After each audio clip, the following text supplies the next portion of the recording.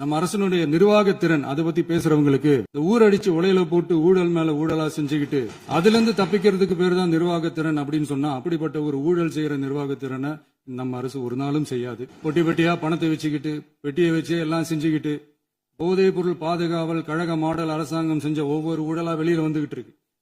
டாஸ்மாக்ல party fund கட்சி நிதி அப்படின்ற பேர்ல அடிச்ச கொள்ளையெல்லாம் ஒண்ணா இப்போ கவர்மெண்டோட கஜானாவுக்குள்ள கொண்டு சேர்த்துக்கிட்டே இருக்கிறோம். டாஸ்மாக் மாதிரியே பல டிபார்ட்மெண்ட்லயும் மறுபடியும் சொல்றேன், கட்சி நிதின்ற பேர்ல அடிச்ச கொள்ளைய ஒண்ணா கவர்மெண்டோட கஜானாக்குள்ளேயே கொண்டு சேர்த்துக்கிட்டே இருக்கிறாங்க.